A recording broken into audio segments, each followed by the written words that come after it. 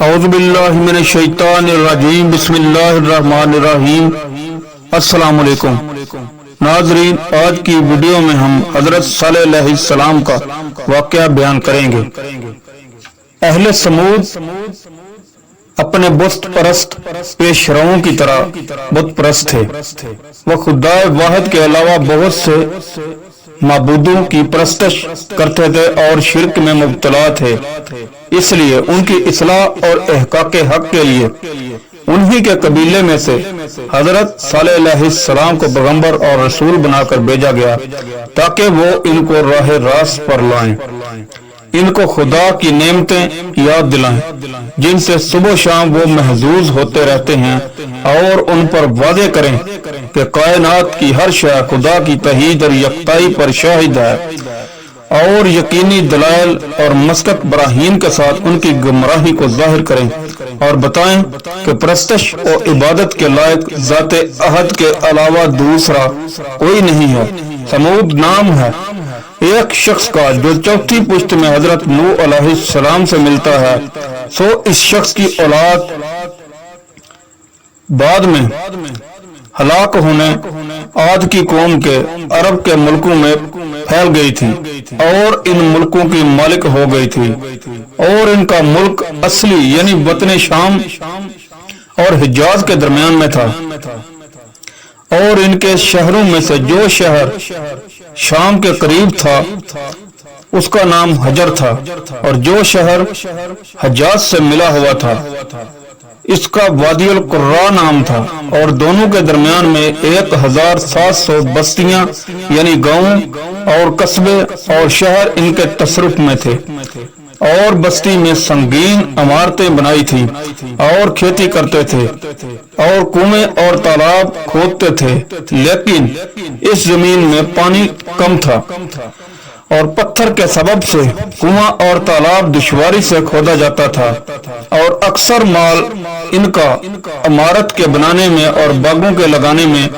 اور پتھر تراش کے مکان بنانے میں اور کنویں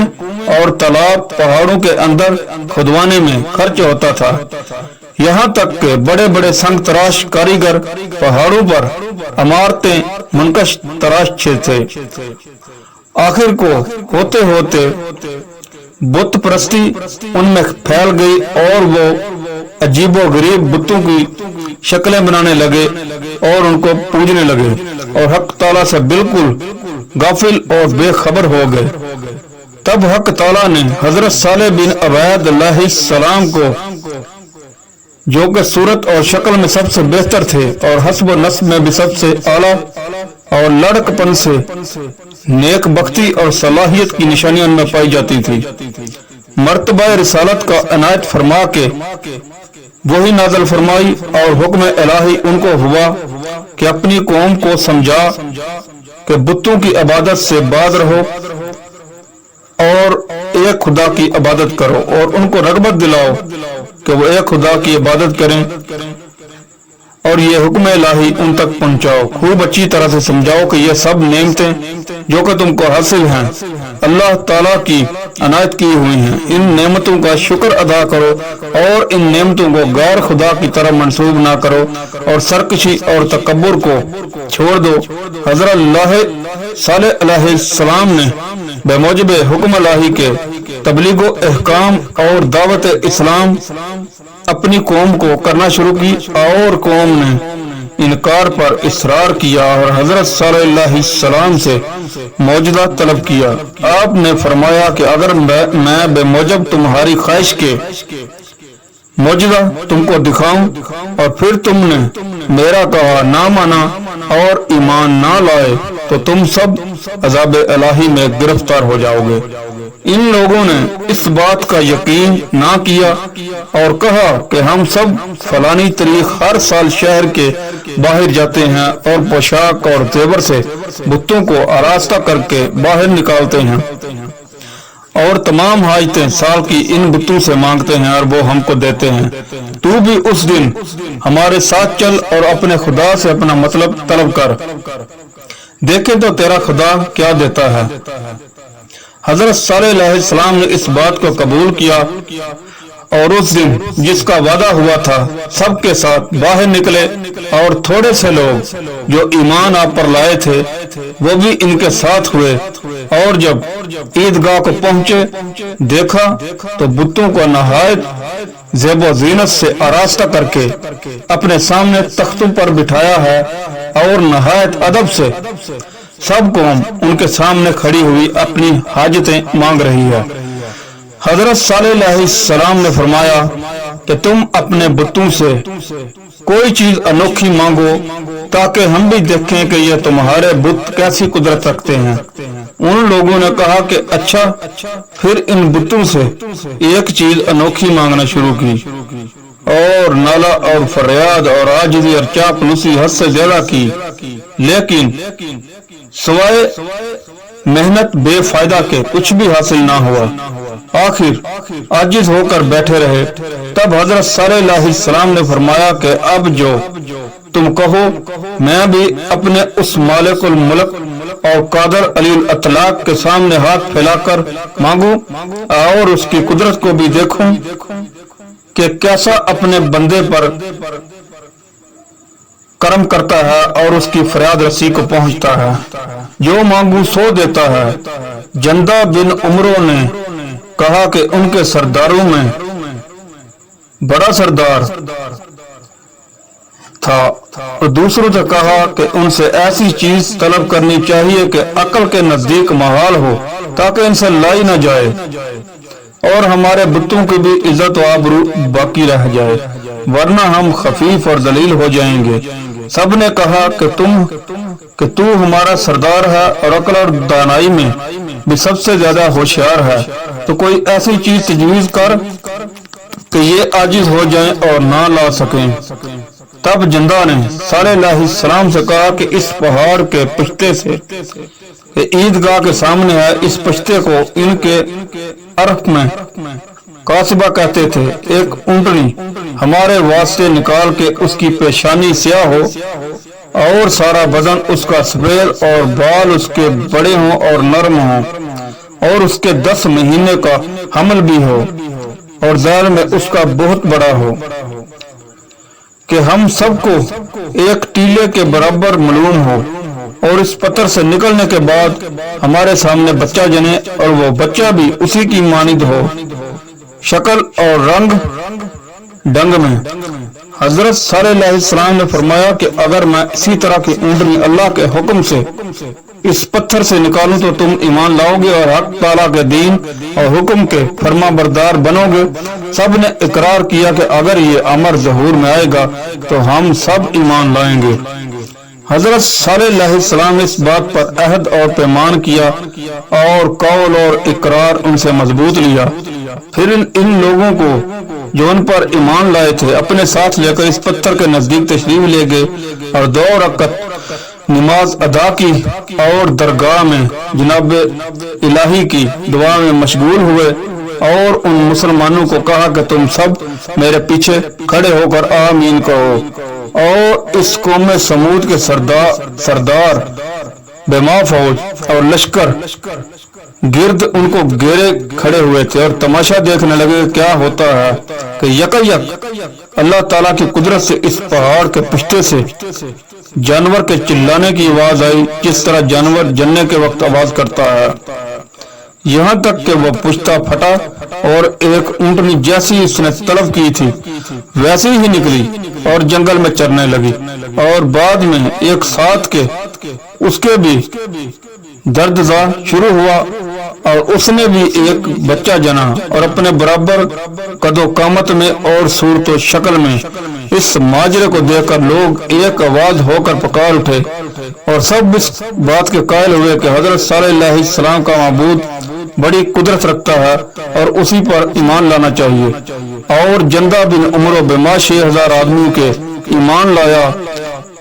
اور اسلام سے مشرف ہوا۔ حضرت صالح علیہ السلام کے قدموں پر گر پڑا اور پچھلی تقصیروں سے نادم اور شرمندہ ہوا اور اس کی بخشش طلب کی، اور دوسرے سردار اپنے نفس کی شامت سے اسی انکار پر قائم رہے اور اپنے فرما برداروں کو بھی سمجھایا کہ وہ ان پر ایمان نہ لائیں۔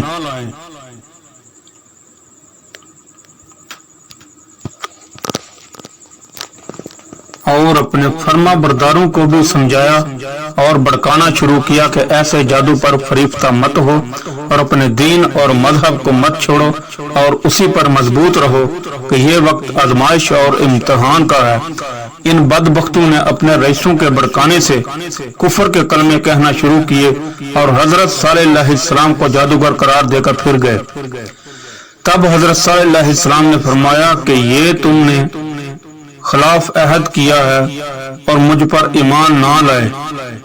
اب تمہارے بچاؤ کی عذاب الہی سے یہ صورت ہے کہ اس اونٹنی اور اس کے بچے کو نہایت تعظیم سے اپنے ملک میں رکھو، کسی طرح سے ان کو رنج مت دو اور بری طرح سے مت چھیڑو، تاکہ تمہارے امن اور بچاؤ کا سبب ہے۔ اور جب تک یہ اونٹنی اور اس کا بچہ تم میں رہے گا، عذاب الہی تم پر نہ آئے گا،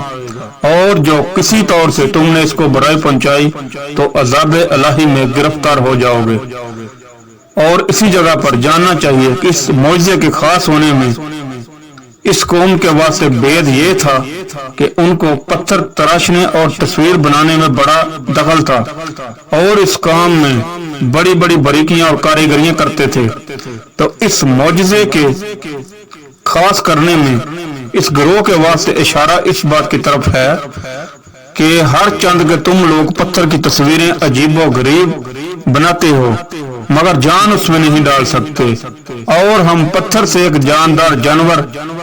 جو کہ اس ملک کے جانداروں سے بڑا ہو نکال سکتے ہیں۔ اور اس میں اشارہ اس بات کی طرف بھی ہوا کہ حق تعالیٰ کی ہدایت پتھر کے دلوں کو نرم کر سکتی ہے اور اس سے روح کے وصف ظاہر کر سکتی ہے۔ اب آئیے ہم باقی رہے قصے کے بیان پر کہ اونٹنی قد اور قامت اور ڈیل اور ڈول میں بھی بہت بڑی تھی۔ چنانچہ حضرت ابو موسیٰ اشعری رضی اللہ تعالیٰ عنہ کے بڑے جلیل القدر صحابیوں میں سے ہیں، وہ فرماتے ہیں کہ میں قوم سمود کے شہر میں جس کا نام حجر ہے گیا تھا، اور اس اونٹنی کے بیٹھنے کی جگہ جو کہ مشہور ہے اور لوگ اس کی زیارت کرتے ہیں، اپنے ہاتھ سے میں نے ناپی تھی تو 60 گز اس کا ہوا تھا۔ اور اس اونٹنی کی خاصیت یہ تھی کہ سب جانور اور جنگلی جانور سب اس کے دیکھنے سے خوف کھا کر بھاگتے تھے، اور جس جنگل میں وہ چرتی تھی کوئی دوسرا جانور قدم نہیں رکھ سکتا تھا، اور جس کنویں اور تالاب اور ندی پر وہ پانی پینے کو جاتی تھی تو سب پانی اس کا پی لیتی تھی، اور جس چراگاہ میں وہ چرتی تھی اس میں گھاس کا نام بھی نہیں رہتا تھا۔ اور شام کے وقت جو شہر میں آتی تھی سب شہر والے اپنے اپنے برتن لا کے اس کے دودھ سے بھر لیتے تھے، تمام شہر والوں کو اس کا دودھ کفالت کرتا تھا۔ جب ایک مدت اسی طور سے گزری تو مویشی اور جانوروں والے اس کے پھرنے اور سیر کرنے سے عاجز ہوئے۔ حضرت صالح علیہ السلام سے فریاد کی، آپ نے مصلحت کے طور پر ایسا ٹھہرایا کہ ایک دن تم سب اپنے جانور چرایا کرو، اس دن ہم اونٹنی کو بند رکھیں گے اور دوسرے روز ہم اس اونٹنی کو چھوڑ دیں گے، اس دن تم اپنے جانوروں کو بند رکھو۔ اس قول اور اقرار پر ایک مدت تک گزارا کرتے رہے، لیکن شہر والوں پر جو جانوروں کی پرورش کا ذوق اور شوق رکھتے تھے یہ قیمت بھی گراں گزری، اور اپنے دلوں میں کہتے تھے کہ کسی ہیلے اور تدبیر سے اس اونٹنی کو یہاں سے دور کیا جانا چاہیے تاکہ ہمارے جانور بھی اچھی طرح فراغت سے پانی پئیں اور کھائیں، لیکن عہد ٹوٹنے اور قول اور اقرار کے خلاف ہونے سے خوف کھاتے تھے۔ اس درمیان میں ایک نوجوان اسی قوم کا نہایت شرح پشت اور دنگئی تھا، اور اس کا نام قزار بن صالب تھا۔ کوتا گردن، چار شانہ، ماں باپ کو اذیت دینے والا، زبان دراز، ہاتھ چھٹ پیدا ہوا، اور وہ ایک عورت فاحشہ پر عاشق ہوا، اور اس عورت کا نام عطیرہ تھا کہ خوبصورتی اور خوش اسلوبی اور لطیفہ گوئی اور نزاکت طباع میں وہاں مشہور تھی۔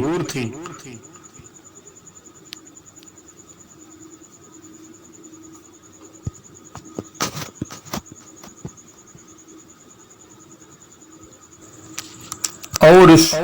فاحشہ کے گھر میں 8 شخص جو کہ اس کے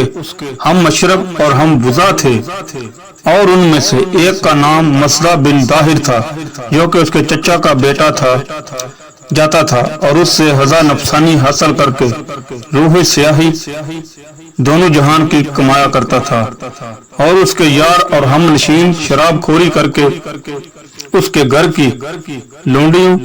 اور باندیوں سے منہ کالا کیا کرتے تھے۔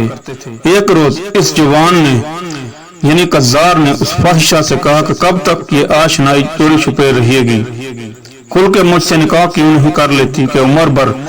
ہنسی خوشی سے گزر بسر ہو۔ اس قبا نے کہا کہ اگر اس بات کا تجھ کو خیال ہے تو ایک فرمائش میری ہے، اگر تو اس کو بجا لائے تو میں مال اسباب اور لونڈیوں کے تیری فرما بردار ہو کر رہوں گی، اور وہ کام یہ ہے کہ اس اونٹنی کو جس نے مجھ کو اور تمام شہر کو ایک رنج میں ڈال رکھا ہے اور تمام جانوروں بے زبان کو بھوک پیاس کے عذاب میں گرفتار کر رکھا ہے، کسی طرح مار ڈال اور اس کی کونچیں کاٹ کے ہم بلا سے نجات پائیں۔ اور اس قبا کے جو جانور بہت تھے اس سبب سے اور لوگوں سے زیادہ اس کو اونٹنی سے دشمنی تھی، غرضی کا قذار نابکار نے اس ادنا اور خسیس کام کے واسطے ایسا بڑا گناہ کرنے کا اقرار کیا اور اس اونٹنی کو مارنے کی تدبیر میں پڑا، اور اپنے یاروں آشناؤں کو بھی اس کام میں اپنا رفیق کیا، اور ایک روز ایک گلی میں جو اس اونٹنی کے آنے جانے کی راہ تھی اس کی راہ میں روک کر گات میں بیٹھا اور اپنے یاروں کو بھی اس کوچے میں گات کی جگہ میں بٹھایا۔ تو جس وقت وہ اونٹنی چراگاہ سے پھری اور اس کوچے میں پہنچی تو پہلے مزدہ نے تیر اس کی پیشانی پر مارا اور دوسرے 7 شخص تلواریں کھینچ کے گل مچاتے ہوئے اونٹنی تک پہنچے، لیکن وہ اونٹنی باوجود زخمی ہونے کے کسی کو اپنے پاس آنے نہیں دیتی تھی، اور جس طرف حملہ کرتی تھی سب کو بھگا دیتی تھی۔ آخر کار قذار نابکار نے اس کے پیچھے پہنچ کر ایک تلوار اس کی کونچوں پر ماری، کونچوں کے کٹتے ہی وہ اونٹنی زمین پر گر پڑی، اور زمین پر گرتے ہی جب اس کے یار اس کے گرد پہنچے تو تلواروں سے اس کو پرزے کر ڈالا۔ اس بات کو سن کر شہر والے سب خوش ہوئے اور اس کے گوشت کو تقسیم کر کے شہر والے اپنے ساتھ لے گئے، اور اس کا بچہ جو پیچھے سے آیا تھا اپنی ماں کا یہ حال دیکھا تو وہاں سے بھاگ کر اسی پہاڑ کی پشت پر جا کھڑا ہوا۔ یہ خبر حضرت صالح علیہ السلام کو پہنچی تو افسوس کرتے ہوئے باہر نکلے اور شہر والوں سے فرمایا کہ یہ تم نے اچھی بات نہیں کی بلکہ خدا کے عذاب کو للکارا ہے۔ اب بچاؤ کی صورت یہ ہے کہ میرے ساتھ آؤ اور اس کے بچے کو اپنے شہر میں لاؤ تاکہ اس کے سبب سے حق تعالیٰ کے عذاب سے بچ جاؤ۔ قذار نابکار اور دوسرے کافروں نے اس بات کو نہ سنا اور اس بات کی کچھ حقیقت نہ جانی۔ تب حضرت صالح علیہ السلام سب مسلمانوں کے ساتھ اس بچے کے لانے کو جنگل کی طرف گئے۔ جو ہی بچے نے حضرت صالح علیہ السلام کو دیکھا تو 3 مرتبہ آواز کی اور وہ پشتہ پہاڑ کا پھٹا اور وہ بچہ اس کے اندر گھس گیا۔ تب حضرت صالح علیہ السلام اس حال کو دیکھ کر افسوس کرتے ہوئے پھر آئے اور شہر والوں سے کہا کہ تم نے اپنی خرابی اپنے ہاتھ سے کی، اور اس بچے کے 3 مرتبہ آواز کرنے کی تعبیر یہ ہے کہ تم کو 3 دن کی مہلت ہے۔ عذاب الہی سے پہلے دن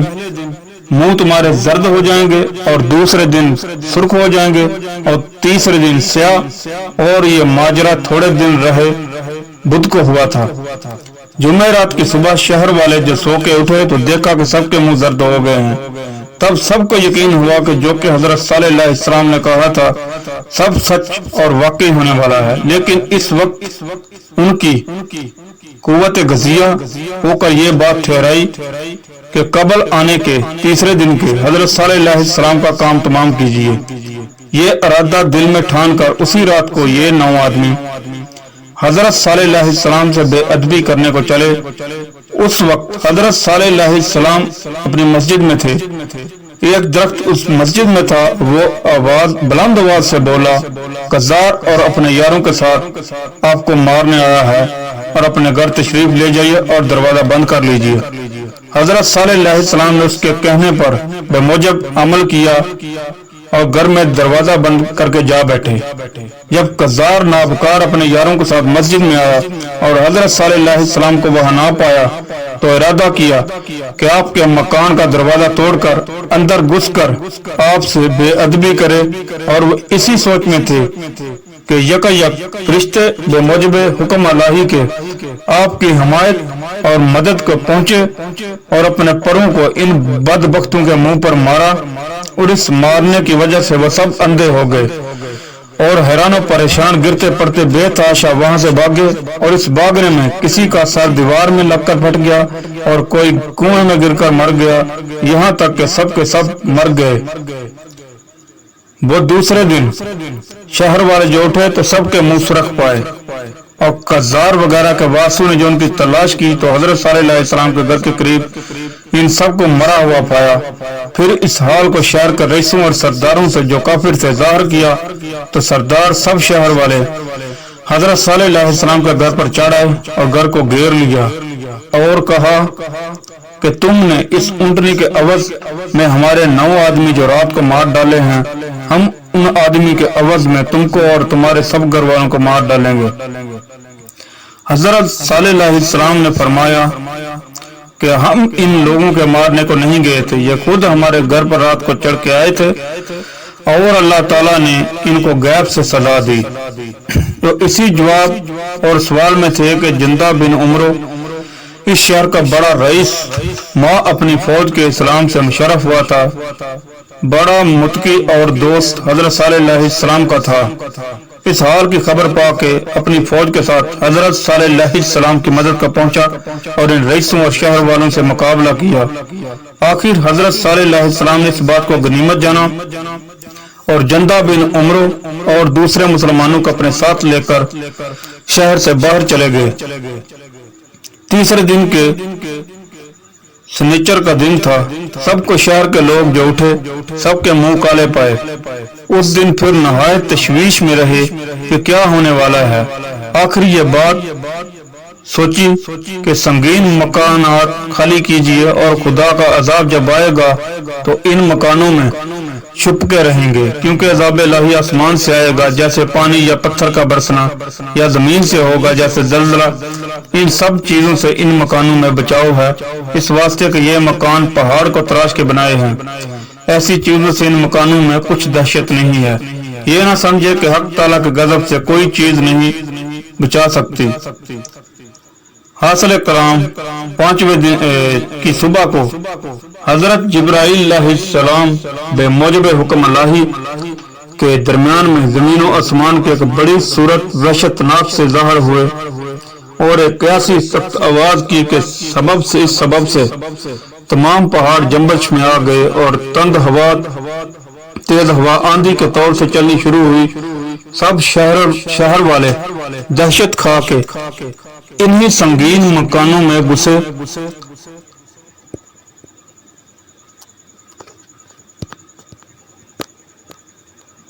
اور پھر حضرت جبرائیل علیہ السلام نے ایک آواز پہلے سے بھی زیادہ سخت کی، اس کے سبب سے سب شہر والے اوندے منہ گر پڑے اور ان کے پتے پھٹ گئے اور سب جہنم واصل ہوئے، اور ایک بھی ان میں سے باقی نہ بچا۔ حضرت صالح علیہ السلام نے جو یہ ماجرا سنا تو مسلمانوں سے فرمایا کہ یہ شہر غضب الہی کے نازل ہونے کی وجہ سے اب رہنے کے لیے مناسب نہیں، اس کو چھوڑو اور مکہ معظمہ کے احرام باندھو اور وہیں چل کر رہو۔ چنانچہ وہ سب حضرت صالح علیہ السلام کے حکم کے مطابق عمل لائے اور نجات دارین حاصل کی۔ اور حدیث صحیح میں وارد ہے کہ جب آن حضرت صلی اللہ علیہ وسلم غزوہ تبوک کے سفر میں حجر کے دروازے پر پہنچے تو صحابہ سے ارشاد فرمایا کہ تم میں سے کوئی شخص اس شہر میں نہ بیٹھے اور نہ پانی پیے مگر یہ کہ روتا ہوا اور ڈرتا ہوا اس واسطے کہ روحیں ان کافروں کی اس شہر میں عذاب الہی میں گرفتار ہیں، اور جس جگہ پر عذاب الہی نازل ہوتا ہے وہاں سے دور رہنا خوب ہے۔ اور یہ بھی حدیث شریف میں آیا ہے کہ سمود کی قوم کے کافروں سے کوئی آدمی نہیں بچا مگر ایک شخص جس کا عبور آل نام تھا، کسی کام کے واسطے مکہ معظمہ میں آیا ہوا تھا، سو جب تک حرم شریف کے اندر رہا تب تک عذاب الہی سے محفوظ رہا۔ جو ہی حرم سے باہر نکلا اور طائف کی طرف چلا، راستے میں اسی عذاب میں جس میں اس کی قوم ہلاک ہو گئی تھی یہ بھی ہلاک ہوا۔ چنانچہ آن حضرت صلی اللہ علیہ وسلم طائف کی مہم پر جانے کے وقت جب اس کی قبر پر پہنچے تو عادت وہاں کے لوگوں کی یہ تھی کہ جب اس قبر کے نزدیک پہنچے تو اس کو سنگسار کرتے تھے۔ تب آپ صلی اللہ علیہ وسلم نے فرمایا کہ تم جانتے ہو کہ یہ قبر کس کی ہے؟ صحابہ نے جواب میں عرض کیا کہ اللہ اور اس کا رسول خوب جانتے ہیں۔ آن حضرت صلی اللہ علیہ وسلم نے سب قصہ اس کا مفصل اپنی زبان فیض ترجمان سے ارشاد فرمایا اور کہا کہ اس میری بات کی سچائی کی نشانی یہ ہے کہ اس کی چھڑی سونے کی اس کے ساتھ ہی دفن ہوئی ہے۔ صحابہ نے جو یہ کلام سنا تو دوڑے اور اس قبر کو تلواروں سے کھودا اور وہ سونے کی چھڑی اس کی نکال لائے اور اس کی قبر کو پھر اسی طرح بند کر دیا۔ یہ ہے سمود کا قصہ جو بیان ہوا۔ چنانچہ یہ قصہ بعض صورتوں میں زیادہ تفصیل سے مذکور ہے مگر اس مقام پر حق تعالیٰ نے تھوڑا اس قصے سے جتنا مناسب تھا بیان فرمایا کہ سمود کی قوم نے سرکشی سے اور شہوت اور غضب کی خواہشوں کے غالب کرنے سے عقل اور شرع کے حکموں پر حکم الہی کا انکار کیا اور پیغمبر علیہ السلام کو اور اس کی لائی ہوئی چیز کو جھوٹا جانا، اور جب اٹھا اتراتا ہوا بدبخت اس قوم کا یعنی قذار بن صالب اور عقل اور شرع کے برعکس شہوت اور غضب کی فرما برداری کی یعنی اونٹری کی کونچے کاٹی اور حضرت صلی اللہ علیہ السلام کے قتل پر مستعد ہوا، تو پھر کہا اس کو اللہ کے رسول نے یعنی حضرت صالح علیہ السلام نے، اور اس جگہ پر رسول اللہ صلی اللہ علیہ وسلم نے فرمایا ان کا نام یعنی صالح نہ فرمایا تاکہ اس کی بات کی طرف اشارہ ہو کہ یہ کہنا حضرت صالح علیہ السلام کا گویا خدا کا کہنا تھا اور ان کا ڈرانا خدا کا ڈرانا تھا، اس واسطے کہ رسول جس کا ہوتا ہے اسی کا پیغام پہنچاتا ہے، جو کچھ کہتا ہے اسی کی زبانی کہتا ہے، گویا رسول کا حکم مالک کا حکم ہے۔ اور اگر نام حضرت صالح علیہ السلام کا ارشاد ہوتا تو یہ فائدہ بھوجا نہ جاتا، یعنی چھوڑ دو اور ہانکو مت اللہ کی اونٹنی کو تاکہ جہاں چاہے چرے اور جس کو چاہے پیوے، اور کسی طرح کا رنج اور اذیت مت دو اور اس کی ہلاکت کے پیچھے مت پڑو، اس واسطے کے گموار اور زمیندار بھی اپنی ناقص عقل اور شعور سے اتنا جانتے اور بوجھتے ہیں کہ زورے حکومت والے کے جانور کو چارے پانی پر سے ہاتھ کہنا چاہیے بلکہ کسی طرح نہ چھیڑنا چاہیے، کہ خدا کے جانور کو جب سب حاکموں کا حاکم ہے اور سب زبردستوں کا زبردست اور ہر وقت سزا دے سکتا ہے اور جو چاہے کر سکتا ہے، بطریق اولا چھیڑنا نہ چاہیے اور اس کے قتل کے پیچھے نہ پڑیے، کہ یہ بات بالکل عقل کے خلاف ہے۔ برگماروں اور زمینداروں اور بکریوں کے چرانے والوں کے برابر بھی نہ سمجھنا کمال نادانی ہے اور بے وقوفی ہے، اور یہ بلا عقل کے مغلوب کرنے سے اور شہوت کے غالب کرنے سے سر پر پڑتی ہے۔ اور اس اونٹنی کی نسبت خدا کی طرف اس واسطے ہوئی کہ وہ کسی کے ملک میں سوائے خدا کے نہ تھی، اور ایک وجہ یہ بھی ہے کہ بغیر ماں باپ کے پتھر سے پیدا ہوئی تھی، اور حق تعالیٰ کی قدرت کا ظہور تھا اور دلیل تھی قیامت کے قائم ہونے پر اور مردوں کے زندہ ہونے پر۔ غور سے ان سب باتوں کے جمع ہونے کا سبب سے اس کو ایک مرتبہ عالی ایسا حاصل ہوا تھا کہ دوسرے جنموں میں وہ بات پائی نہیں جاتی تھی، جس طرح سب دنیا کے مکانوں میں بیت اللہ کا مرتبہ تھا کہ دوسرے جنموں میں وہ بات نہ پائی جاتی تھی۔ اور چھوڑ دو پانی اس کے پینے کا تاکہ تمہارے جانور اس کے پانی کے حصے میں شریک نہ ہونے پائیں، اس واسطے کہ تم نے عہد باندھا ہے اور قول اور اقرار کیا ہے राजी होकर एक रोज ये ऊँटनी पानी पिए और दूसरे रोज जानवर और दूसरे रोज तुम्हारे जानवर पिए। और फिर